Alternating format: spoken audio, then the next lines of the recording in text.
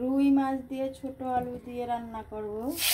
রুই মাছগুলো লবণ আর হলুদ দিয়ে মেখে গরম তেলে ভেজে নেব।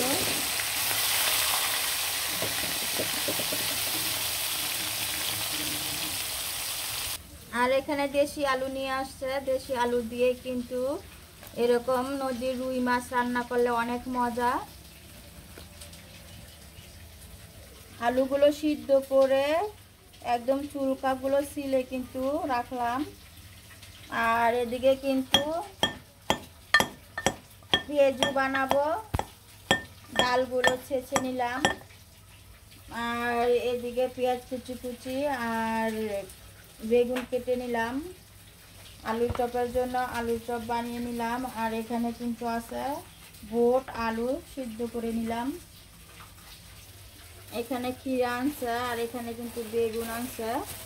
আর বেগুনটা কিন্তু আমি আস্তটা নিয়ে নেই, খাওয়া হয় না, কম মানুষের ঘর তো খাওয়া হয় না, অনেকগুলো ফালানি যায়। আর এরকম দামের জিনিস ফালাইতে চাই না, এর জন্য অর্ধেকটা বাগুন নিলাম। আর দুটা বাগুন থেকে অর্ধেকটা নিলাম। আর এখানে লেবু আছে। আর দইনা পাতাগুলো আনছে, দইনা পাতাগুলো ডেডু ছাড়িয়ে কিন্তু খুব সুন্দরভাবে কেটে নিলাম। মাছগুলো ভাজা ভাজা হয়ে গেছে, এখন মাছগুলো উঠিয়ে নেব।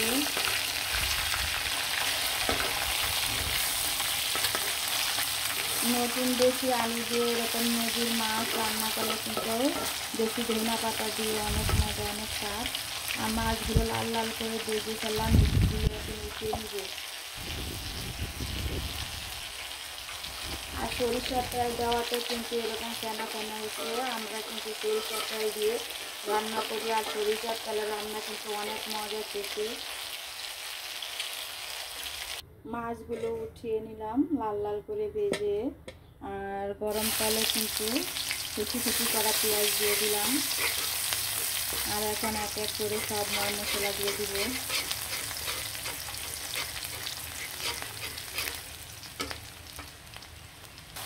এখানে আদা রসুন জিরা গরম মশলা আর হলুদ মরিচ ধনিয়া জিরা সব দিয়ে দিলাম।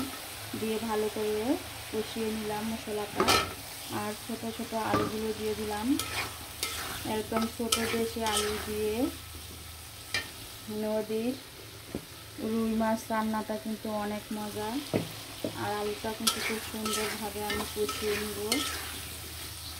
আলুটা কিন্তু দেখতে অনেক সুন্দর দেখা যেতেছে, ছোট ছোট ডিমের মতো দেখা যেতেছে। আমার কাছে দেখতে অনেক ভালো লাগতেছে। আর ভিডিওর মধ্যে কেমন দেখা যেতেছে আমি জানি না, কিন্তু এমনি বাস্তবে কিন্তু খুবই সুন্দর দেখা যেতেছে।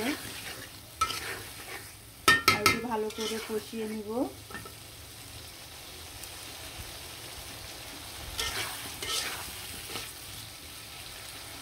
কষানো হয়ে গেলে কিন্তু এরকম মাছগুলো দিয়ে দেব।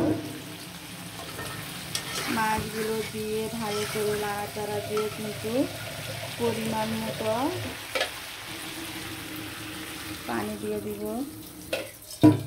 আপনাদের যেটুকু পরিমাণ মতো পানি দরকার এটুকু পরিমাণ মতো পানি দিয়ে দিবেন। খুবই সুন্দর, কালারটাও কিন্তু খুব সুন্দর চলে আসছে। আর সেরির মধ্যে কিন্তু মাংস দিয়ে কখনোই ভাত খাওয়া যায় না। আর এরকম দেশি আলু আর নদীর মাছ হইলে তো কোনো কথাই নেই। রমজানে খাওয়ার জন্য সেরির সময় খুব সুন্দর একটি রান্না করে ফেললাম। খুব সুন্দর হয়ে কিন্তু বলক চলে আসছে। দেশি মাছ আর দেশি আলু, নদীর মাছ। আর এখন দিয়ে দিব কুচি কুচি করে রাখা ধনিয়া পাতা আর কাঁচামরিচ। কাঁচামরিচটা যদি রান্নার শেষে দেন তাহলে কিন্তু কাঁচামরিচের খুব সুন্দর একটা ফ্লেভার পাবেন, গ্রান পাবেন।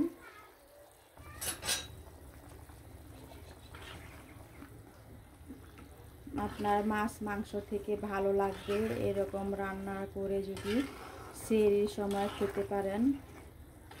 মাছ মাংস দিয়ে কিন্তু ভাত খাওয়া যায় না, এরকম দেশি আলু দিয়ে নদীর মাছ।